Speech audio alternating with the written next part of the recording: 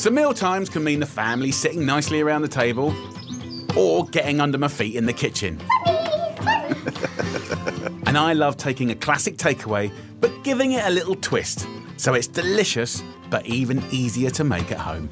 This could be a mistake to do this with the kids, but let's go for it. Okay, here we go. So, fish and chips, the nation's favourite dish. Do you like fish and chips? I do like fish and chips. River, I've just found something. Okay, so River didn't quite make the recipe. Buds, do you want to help me? Yeah. Good lad. So look, cooking battered fish at home with all that hot oil, kids running around, the smell, it's not that healthy. You know, I just don't really like doing it at home. So I've devised a way of getting that kind of fish and chips fix. But instead of phoning up for a takeaway, this is much healthier, much cheaper, and a lot of fun to make, actually. So we're going to do the most amazing smoky bacon crusted fish with oven roast potatoes, smashed peas and a few sort of seasonal veggies. It's going to be lovely, right? So, Buds, you grab us a tray over there. I'll do the first potato. I've just washed about 800 grams of Maris Piper potatoes. These go nice and crispy.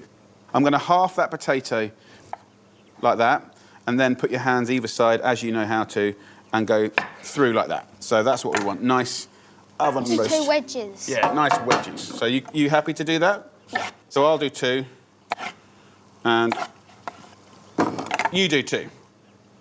Just put some olive oil into a lovely tray. What do I do after I've halved That's all right, yeah, just take it into halves. That's it, lovely. I'll put a little seasoning of salt and pepper. And if you want to, you can kind of give it a little bit of a vibe with a herb. You could even have a little bit of spice. And for an unknown reason, River loves smoked paprika. So I'm going to put some, actually, on these chips.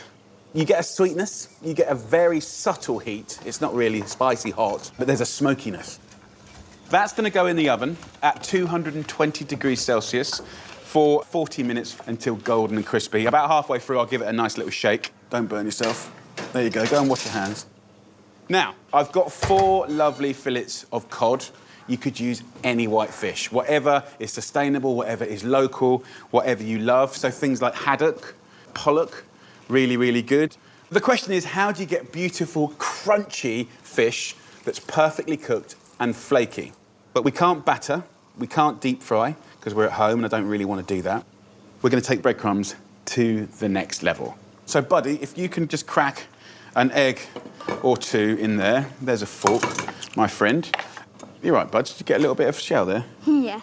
OK, so have a little whip up. Can I hold it? Yeah, of course. Angling it. Oh, and getting it on the It wouldn't table. be the same if there wasn't a little bit of mess. Now, you can use white bread and it's very good, but if you use a bit of stale, decent bread, right, it's going to be amazing. And then I'm working like, how can I get more? How can I get more? Buds, go to the fridge, mate. Get 1 rasher of bacon. So I'm just going to slice... Is this 1 rasher? Perfect, yeah. So that's just a standard rasher of bacon. Just put that in a food processor. If you didn't want to use bacon, you could have sun-dried tomatoes. You could maybe have herbs. Rosemary particularly is good. You could use anchovies, stuff like that, just to give it some funk, a bit of like attitude and seasoning.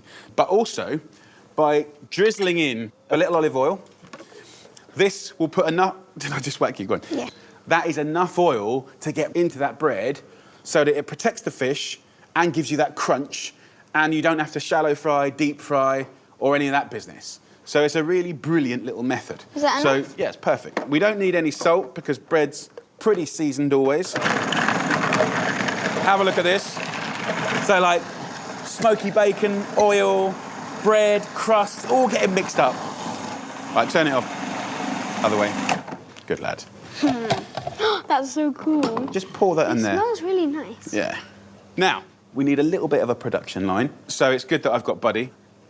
So, Buds, here, my friend, if you use the same hand to do the flour, the eggs and the breadcrumbs, by the time you get to the 3rd one, your hands are kind of breadcrumbed like the fish. So if you do flour with your left hand, all over, just gently move it around. That's it. Yes. Pick it up with your left and just shake off the excess. OK. Right, now use right hand to mop it all over. Now, I take a handful here and you lay it on those breadcrumbs there. Put that on both sides, apply a little bit of weight, and there you have it. a lovely, perfect breadcrumbed fish fillet with smoky bacon. I'll put it on an oil tray. Now, what's brilliant about this breadcrumbing, other than it being golden, crunchy, and a little bit smoky bacon-like, is it will protect your fish to give you a lovely, succulent, flaky piece of fish. Go on, my son, in you go. And it's at least half the fat of deep frying it, depending on what fish and chip shop you go to. So this is a really nice expression of fish and chips that's like way better for you.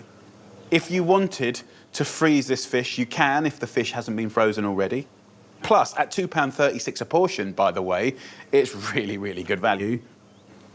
So, when the potatoes have had about 30 minutes, then I'll put the fish in at the same temperature, 220, as the potatoes for 15 minutes.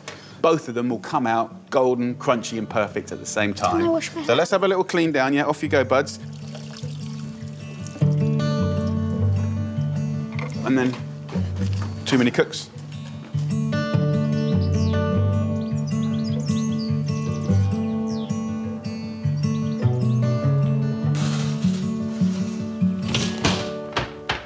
Buddy's gone to rally the troops. So, fish, chips, mushy peas. Ah, yeah. And the old school mushy peas were that fantastic split dried green pea. I love it, but we're not going there. Cooking for the family, I'm always trying to sneak more good stuff in them. So let's have fun with mushy veg. Frozen peas are genius. So about 500 grams goes in. And then really nice for an everyday green, frozen edamame. And they're a fantastic vegetable. Super healthy. You can get them in the supermarkets. So a little handful go in, and then a little handful of broad beans. If it's that time of year and you've got other stuff, like I've got a bit of asparagus here, you know, any other nice kind of spring greens that you can get in there as well. So you can kind of have fun with mushy veg and make it as simple or as exciting as you like. Boil those for about 4 or 5 minutes. And then I'm thinking, OK, tartar sauce, mayonnaise. My missus don't like it, so I'm kind of going slightly down a different place. Smashed mint sauce. That, with the chips and the greens, amazing. So I've got a nice bunch of mint, a little bit of salt. Bash up the mint until it's like a little mush.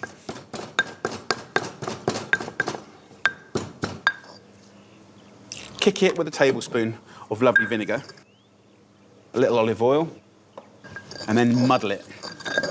And you'll get the most incredible, vivid green. Hallelujah. Tangy, seasoned, punchy mint flavour. That with a chip, amazing. That with your crunchy cod. And even the peas, really nice. So 1, 2, 3, 4. Wait 5 minutes, and then let's feed the gang.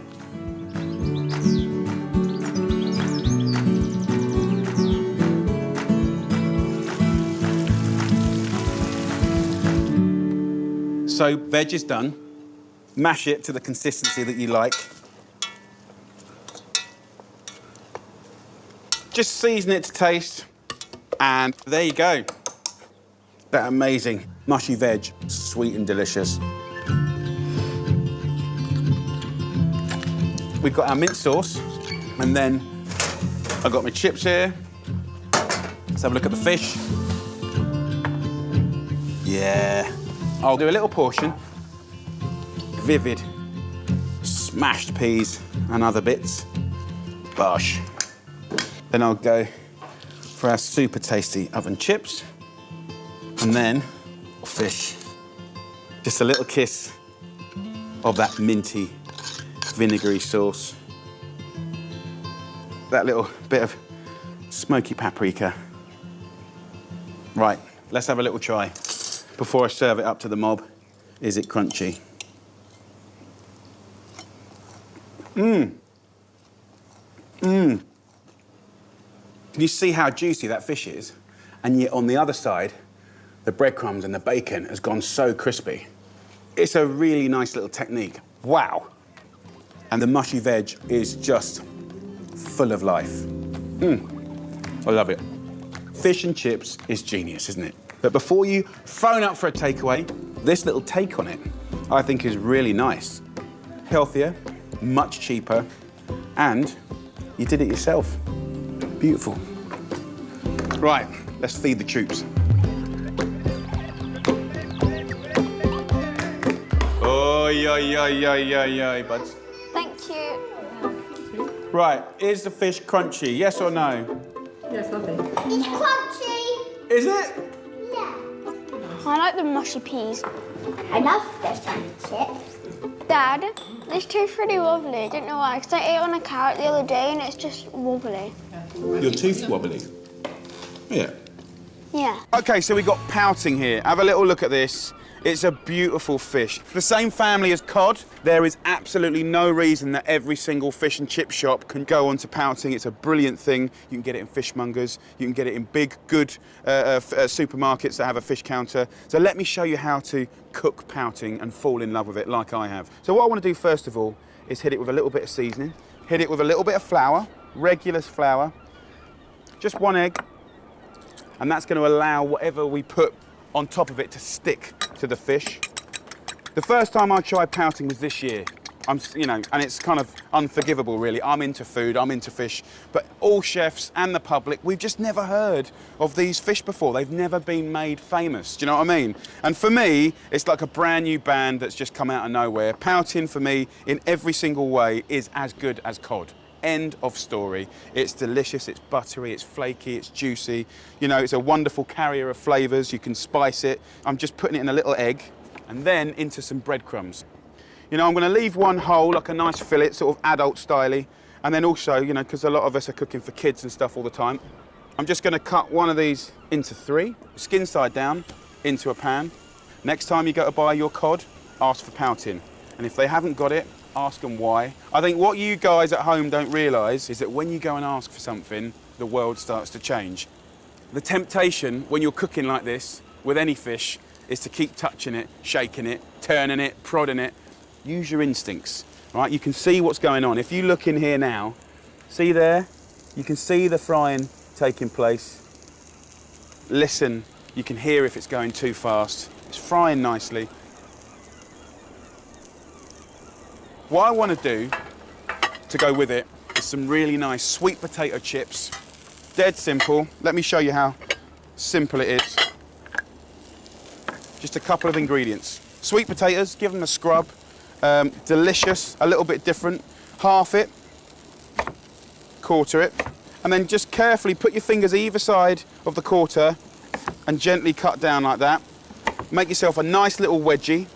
Sweet potatoes are sweet, they're nutty, and there's a few little tricks to make them gorgeous. So a little salt, a little pepper. You can put some herbs and garlic in there if you want, but for me, try this. This is smoked paprika, you can get it everywhere. And just like a little ½ teaspoon of this from a height, just so it goes everywhere, is brilliant. Little olive oil. And whack those in an oven at about 180 degrees Celsius, 350 Fahrenheit, for about 35, 40 minutes. You know when they're ready because they look gorgeous, and when you eat one, they taste good. So give them a toss up, and what's nice is all that flavour sticks to the sweet potato. So I've got some in the oven, going already.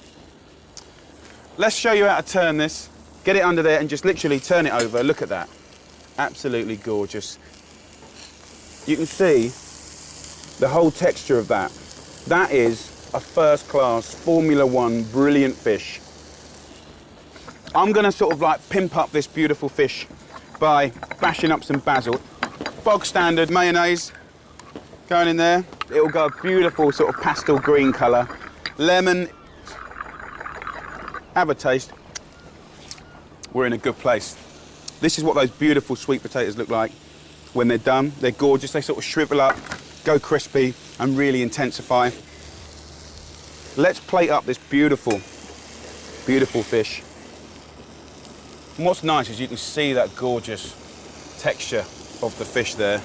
Just a couple of these little chips on the side. A nice little spoon of this gorgeous Cheats basil mayo, but it's brilliant, really is brilliant with it. And there you go, a beautiful dinner. Let me just break into that. You can see, literally, how deliciously flaky and gorgeous that fish is. Go out, get yourself some pouting. Brilliant. The recipe that I want to share with you now is a beautiful version of a fish pie. It's thrifty and it's delicious, and I call it sweet pea fish pie. It's so good. It's heroing most of the ingredients from over there, the freezer. Things like vegetables are amazing in the freezer. I'm using spinach and peas, and then fish. You can have it sitting there in the freezer waiting for you to cook something delicious with it. And there's many methods of cooking, especially when it's in a nice sauce or it's kind of baked, where frozen fish really can be fantastic. And as long as you get something nice and sustainable, you're laughing. So I have 300 grams of salmon and 300 grams of white fish. And if you look in the freezer aisles, you'll see some really good frozen fish. So in a pan we go, and I'll cover that with 500 millilitres of milk, and I'll just simmer it to poach it until it flakes, so about 10 minutes. So this recipe's great at kind of swapping in different fish and making do and stretching fish a long way. Now, what I want to do is show you how I make the most delicious mashed potato topping. I've got a kilo of potatoes that are peeled, just cut into chunks, boiling away for about 15 minutes. And then we're going to use the second freezer ingredient, and that's 400 grams of frozen peas. Okay, so just put them in there for a minute. Happy days. These can go back in the freezer. That's the great thing about the freezer, isn't it? Just use what you need straight back in there. I'll drain it straight away. So over we go to the sink. So in this pan here, we're going to make the most amazing cheesy sauce, full of the good stuff. I've got 2 onions, finely chopped, and 2 carrots, finely chopped, just in a little bit of olive oil, and I've let those slowly fry for like 10 minutes just to soften. So what I want to do now is to thicken the sauce. 60 grams of flour goes into that pan, and then mustard, another store-cupboard ingredient. I like a good teaspoon. It's not hot, you just get a nice flavour from it. Stir it in, and then the liquid that we need is going to come from there, the poaching liquor. So I'll just take a little spoon, nick a little bit of that milk, just steal a little bit of that liquid like that and mix it around. So the fish has already flavoured the milk, which is all going to add to the flavour of the whole dish. As it absorbs the milk, then we get the spoon and take a bit more. And it makes the most delicious sauce. You can see it thickening up, and it smells amazing already. The colour from the mustard is very, very good. In that last little bit of milk, like that, you can see here, if I show you the fish, can you see how lovely this salmon will just poach? Look, it's just falling apart. Really nice, gorgeous. I absolutely love good quality frozen fish. It's handy. Can you see how lovely this sauce looks? It's really, really good. So, the third frozen ingredient is frozen spinach. 100 grams go in, and again, frozen spinach is so brilliant to have in the freezer. It's particularly good for soups, in the stews for the last kind of half an hour, really nice. Amazing in curries, amazing in curries. And if you think about it, the amount of spinach in this bag would be like a pillowcase worth, right? Because it's all been blanched and it's been squashed into these little kind of pellets. And if you just put it straight in a hot sauce like this, it starts to melt, and then you get spinach flavoured sauce, which is going to be absolutely gorgeous. So look, the nice thing about this recipe is you can use whatever fish you can get your hands on, fresh or frozen, but I just think frozen fish is brilliant if you use it in the right way. And in a dish like this, it's the perfect way. Now, a little optional extra to give it real delicious flavour, cheese. So a nice little grating of cheddar cheese I think is really, really good, but literally use what you've got to hand. You can use it almost like a seasoning. So sort of 40, 50 grams. Look at that. So next up, lemon juice. Just half a lemon going in there, I think is delicious. So if you haven't got lemon, that's fine. But just a little squeeze of lemon like that just lifts the whole story. I love it. So the sauce is now done. I'll have a little taste.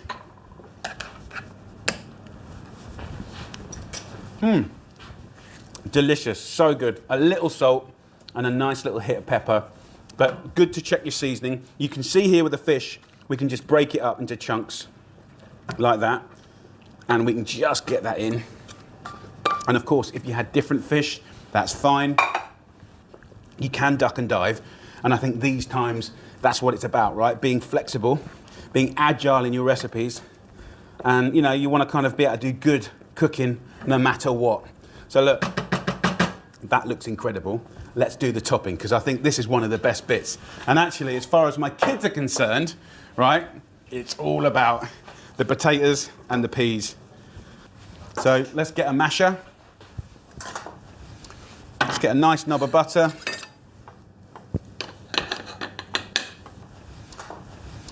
A pinch of salt and pepper. And then have a good old mash up. Just keep rattling away, and then we'll put it on top. I mean, for me, for all the parents up and down the country, always trying to get more veggies into their kids, you know, this is a good way. But it's also blooming good for the adults too. So what I tend to do is just take a little bit of our topping and lay it on the top like this. I don't throw it all on top because you don't want to displace all the lovely sauce. So sort of evenly distribute the potato here. So look, here we go. That colour is just brilliant. And once you've done that, just use the spoon just to sort of move it around and sort of go up the edges. Look at that. So you can make it rough and ready, you can fork it up, you can do nice little turns. Because as this cooks, it's gonna go golden and blippy and bubbling, and that lovely sauce is gonna find its way out. It's gonna be extraordinary, and I can prove it to you, because I did one earlier, right? Check this out. Come on. Look at that.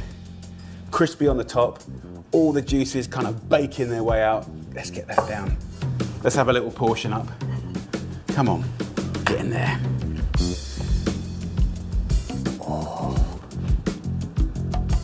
Oh, look at that. Beautiful chunks of fish. Absolutely delicious. Really simple, good, honest grub. You know, stuff that makes you really happy. Come on, let's have a little try. So good. You would never know that was frozen fish. It's so good. It's a clever, delicious, thrifty dish. In the freezer, the peas, spinach, and the fish. You know, give it an hour or so and you can have this. I'm going to give you a recipe that I think will put a little bit of love and excitement and colour into your weekly cook. It's going to be a green rice dish, light and fluffy, full of flavour and the good stuff, loads of spinach. And then we're going to cook fish.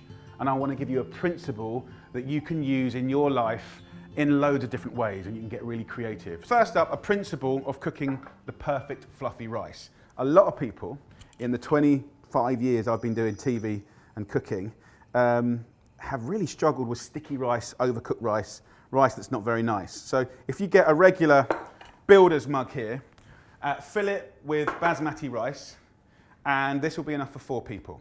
Then grab the same mug. I'm just going to do this to kind of get you to visually understand what I'm trying to teach you here. This method of cooking rice is what I call the absorption method. So what does that mean? It means that in the time that this rice takes to cook, it will absorb exactly twice its volume in water, and it will give you light, fluffy rice. So this rice will go into our pan. I'm now going to teach you how to turn regular fluffy rice into something extraordinary and exciting. So I'm taking one bag that you get from the supermarket, 100 grams of washed spinach, put that into a liquidizer. Spinach, great, it could be Swiss chard, it could be kale, pick any greens that you love, it could be herbs. If you're in a real rush, it could just be like frozen peas and a bit of pesto. You know, use your fantasy. Anything green. I'm going to take a herb. I'm going to use coriander today. Steal a few just for garnish later. Whole bunch goes in. Whole bunch. Now it could be mint, it could be basil, right? So use your fantasy. Then I'm going to take a whole bunch of spring onions. Take one for garnish later. Whole bunch just goes in, right? It could not be easier. Then 2 cloves of garlic for that lovely perfume and gorgeousness, right? So easy, right? Really easy. You could do this midweek, no trouble at all. Then we're going to go in with our water, and we're going to simply liquidize it. No dramas at all. So lid goes on, whiz it up. Beautiful colours. Easy, right? We're going to go over to our rice, and we're going to boil this for 5 minutes, okay? Hard and fast. Get that rice cooking. Season it with salt and pepper, and that's going to be beautiful. Give it a little stir. Look at that vivid green colour. It's telling you that it's good for you. Let's talk about fish. Cod or haddock to start off with. That's what's very common in Britain, but we should try and use some other fish. That is what I'd use for a portion. You can cut it in half. This is for 4 people, this dish, all happening in one pan. You can have fun with it. I've got here some clams, which is, fairly affordable. You only need 2 or 3, and they give off the most amazing stocks. You can throw in some prawns if you want, right? We've got a bit of squid. You're going to cook something absolutely mind-blowing. But I want you to feel that you could do this for a dinner party and really do something flash. So look, it's green, it's bonkers, it's exciting, and it's delicious. So we're about 5 minutes in. So I'll give it one last little stir. Can you see how the rice is beautifully absorbing? Look at that. Come on, don't tell me that's not exciting. Now we go from high heat to a lower heat. I'm going to place, I've cut the fish so it's going to cook more in kind of harmony with the prawns. You don't want to have that cooked and that overcooked. We want a harmony, right? So if you're ever worried, you can just cut the fish in half a little bit to let the fish in. So just use your common sense, okay? Lay the fish in. Look at the colour. The rice being half cooked creates the perfect trivet for the fish. Kind of lay it out like a portion, right? Because you're gonna, and you can kind of snug it in there. Lay the prawn over the top. I put the clams right in to the rice.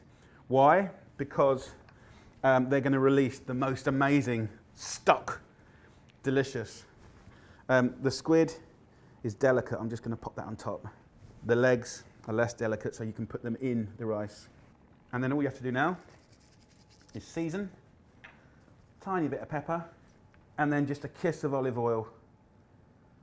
Now, the lid goes on.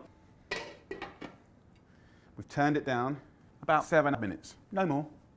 So to go with this, I love rice with yogurt. I just don't know why it works really, like the kind of comforting Moorish flavours with the tangy and the kind of fresh and the cold. Love it.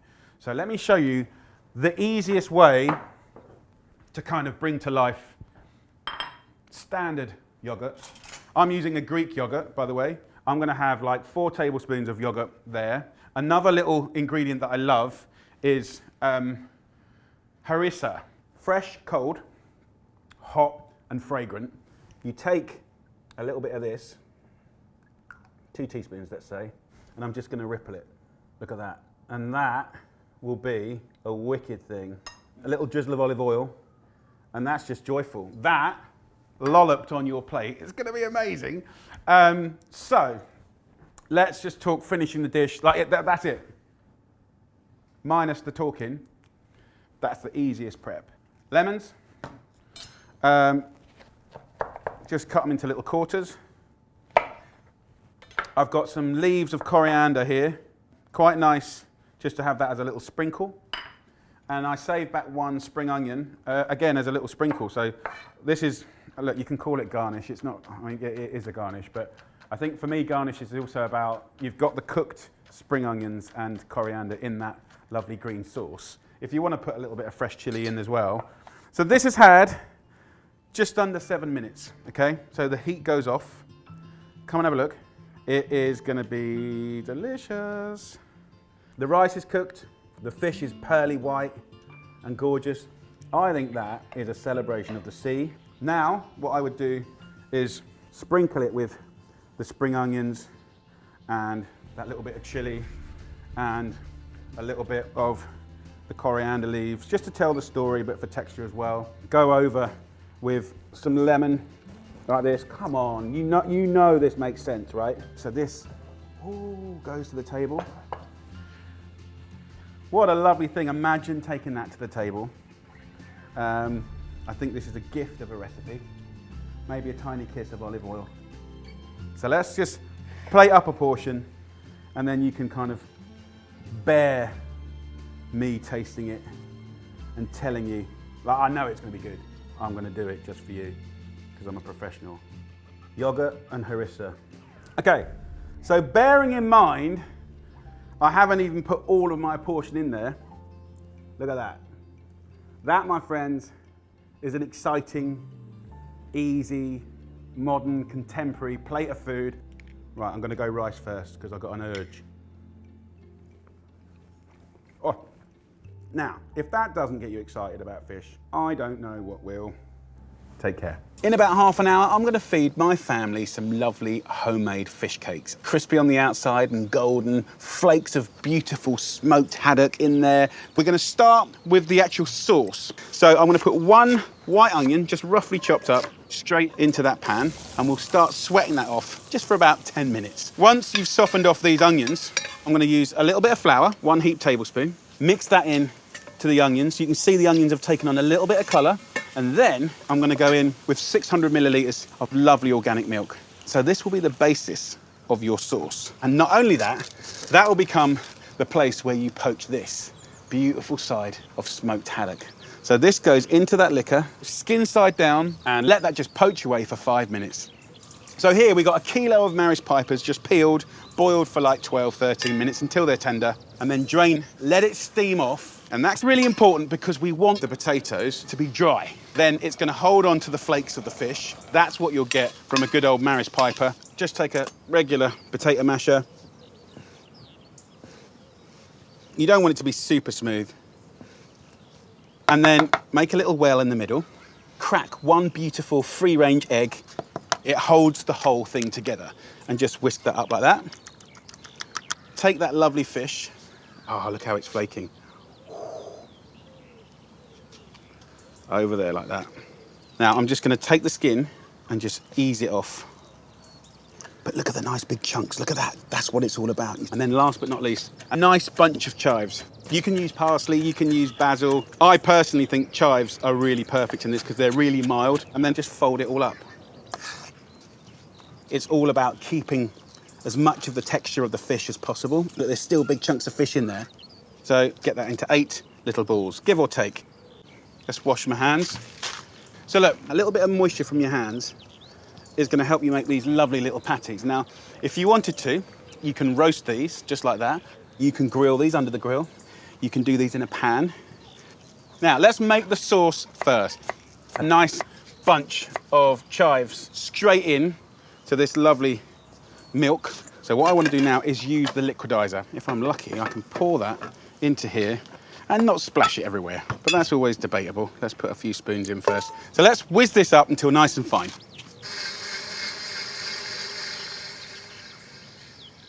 Look at that. That is the most amazing colour. Wow. Get yourself a large non-stick pan. Get that warm. A nice lug of olive oil in there. Get your fish cakes. Let's place them in the pan. Be delicate with them. You don't want to break them up. Let the oil just move around the pan and keep them jiggling a little bit. Let's turn these around. Look at that golden sizzling colour. Wow. About 4 or 5 minutes on each side. It's just a thing of beauty. Get that lovely sauce back in a pan to reheat it. Garnish this with some chives. Let's plate one up. I'm going to have a little cheeky taster. Take that nice big fat fish cake like that. I've got a little chive flour that I'll just sprinkle over the top. A kiss of olive oil, wedge of lemon, and that is a beautiful homemade fish cake. Let's get amongst it. Let's have a squeeze up. Lemon juice. Bosh. Nick a bit of that sauce. Look at that. Come on. Oh, man. Right, who's the greediest person in the family? Me!